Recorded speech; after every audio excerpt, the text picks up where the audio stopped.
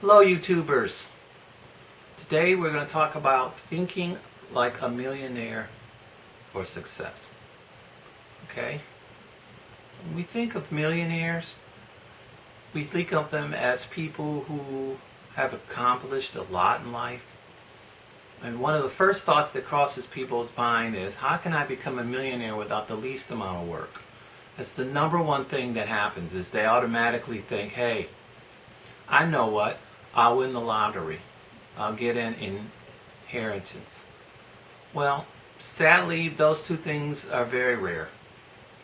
Last I checked, I want to say here in the DC area, the Virginia lottery, and most of the lotteries now, they're all kind of interconnected throughout the country. It's somewhere in the neighborhood of about 289 million to one. So basically almost literally impossible. But people have that thought, well, I'm going to do this. I'm going to become a millionaire. Obviously, those people don't become millionaires. They become multi-millionaires. And I'm not going to earn it. I'm just going to get it. I'm going to definitely be getting it and be luckier than anyone else. Okay? Chances are you're not going to get it. Okay? It's a great way towards poverty. It's not going to happen if you have that mindset.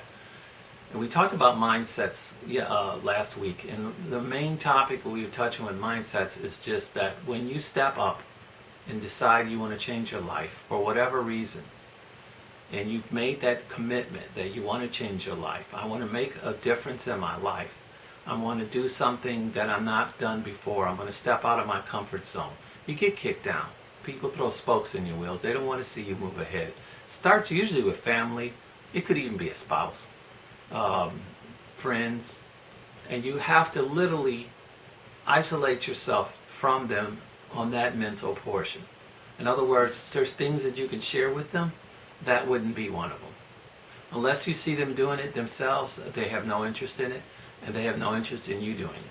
And that's what we learned about last week. That's how we're going to mastermind these things. We have to realize we have to take on the problems our own selves. We have to be responsible for our own actions.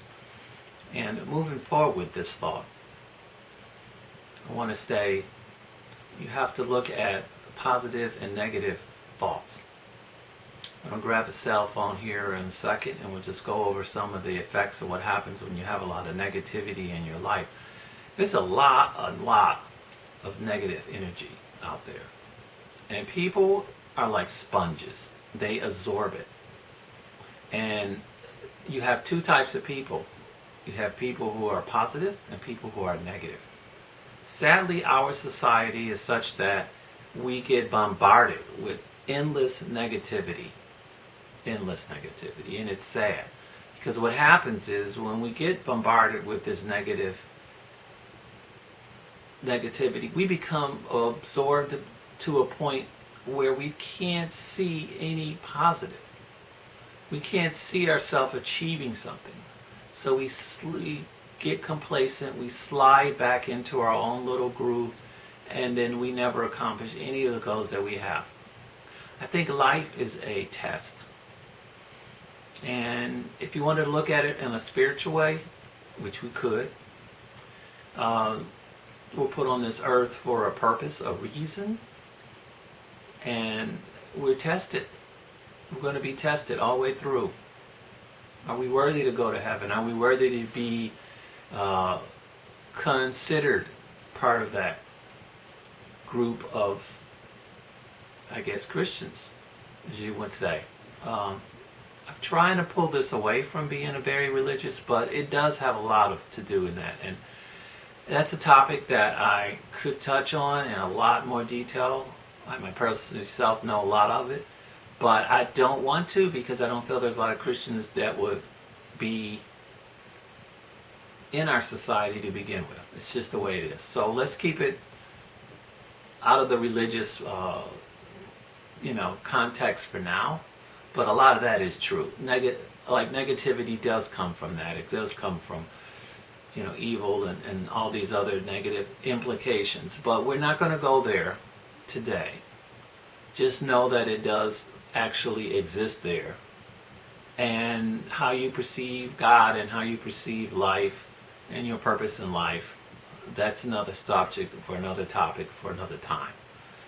But moving forward, when we talk about positivity and negativity, in order to think like a millionaire, we have to be successful by being positive. We have to keep a positive mind. Now, let me grab the cell phone real quick here.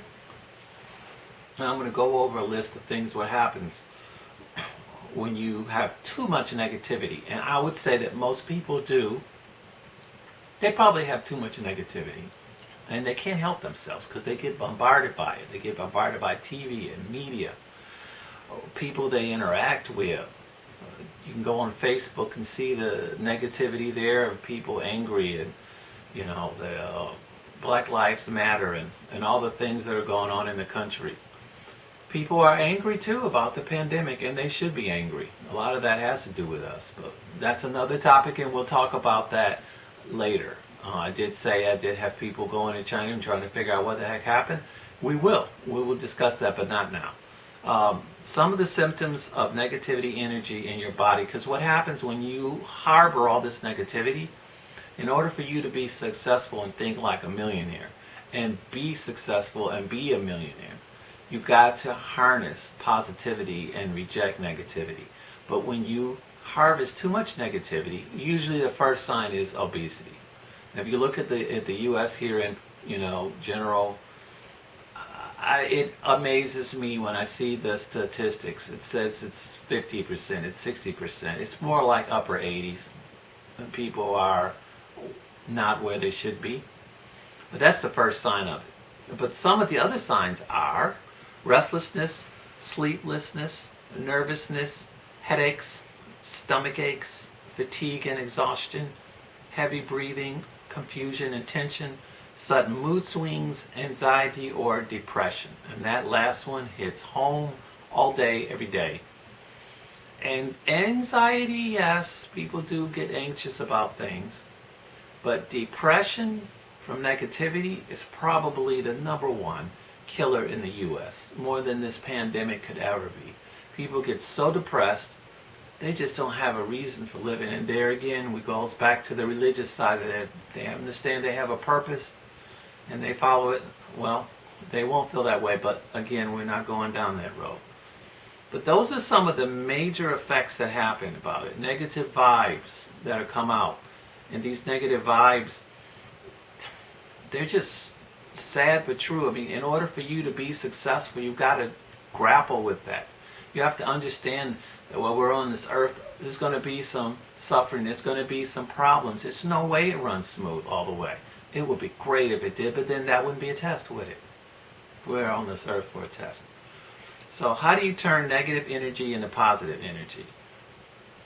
Okay, first of all, what you need to do is 3 little simple things. Take ownership of your own life, definitely. I spoke about that many times. You need to deal with that. If you don't deal with that problem, if you don't say, okay, these problems are for me. I'm the one who's created these problems. I'm the one who needs to deal with these problems. I'm the one who needs to solve these problems. Again, religious, you can go to God and deal with that way, and that's probably the best way, but then again, we're not talking about that. What we are talking about is you have to accept ownership into your own life. The next one here is change the way you look at things and things you look at change. What that means is you project these thoughts out into the universe, beyond this planet, going out into space. You start sending them out there, and you send them out there whether you realize it or not. It becomes reality for you. Your whole reality is centered around basically the thoughts and actions that you've done. So you need help with that. You need to work with that. You need to clarify when you're negative and try to do everything you can to avoid staying that way. How can you do that? You have to think positive.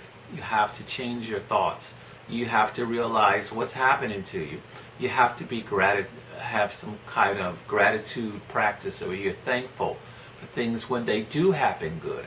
And then when you do that, more things good will happen as well. So those are the basic concepts that you need to realize in order to be successful. Not just as a millionaire, but just in life. If you don't have these basic reasonings in your mind and say, okay, I know I'm depressed today, but I need to deal with this. I need to work on this. I have to think of something positive, something humor, something that can lift my spirits. Because when you're doing investing, there'll be days when nothing seems to go right. Maybe you'll do a trade and it just crashes in front of you. You just have to suck it up and say, oh well, that happened. I learned from this. I'm moving forward. I realize what I did wrong. Next time I won't allow this to happen again. And not just with, investing like on the stock market, but investing in other things as well. Investing your time properly. That's a big problem a lot of people have. They don't invest their time properly.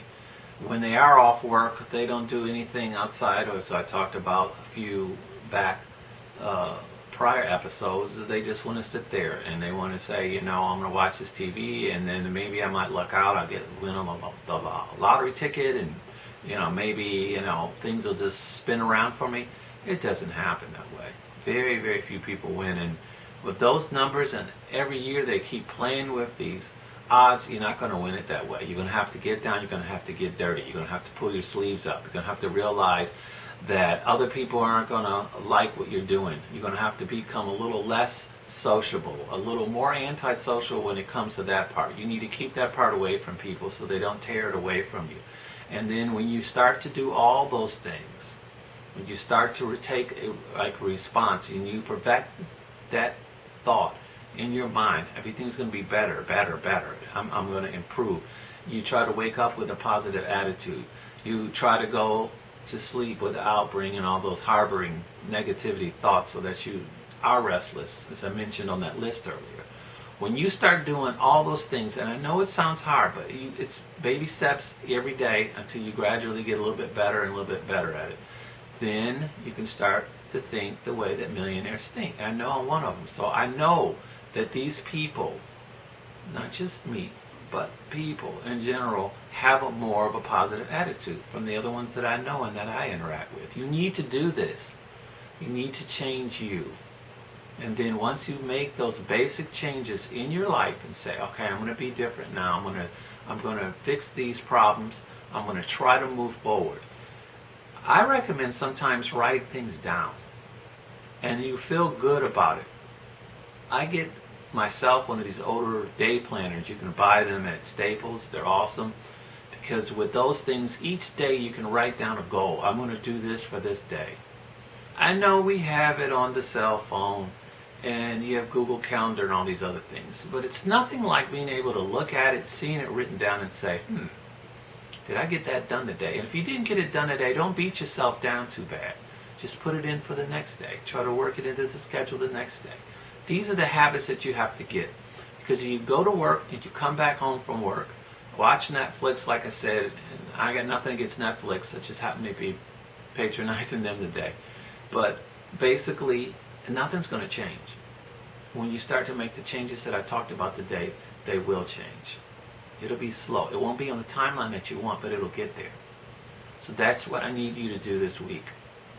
Also, too, again, you need to understand the environment that you're in here in the pandemic. Again, I have on there Anthony Davis. Look at that, the 10 myths. You need to learn that. A lot of positivity I watch from Vanessa Lau. You can watch some of her videos talking about how she builds her businesses up and how helps people to build businesses. Here at InStar Alliance here in the DC area, we help people get out of debt. That's our main job.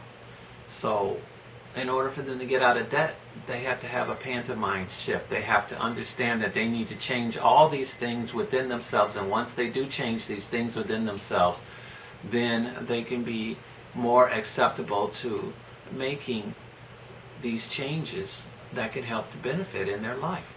So that's what we go through this week. Next week we're going to really deep down into more the emotions, how to project out into the universe something positive so that things start to change and start to go your way. Until then, have a safe week. Bye.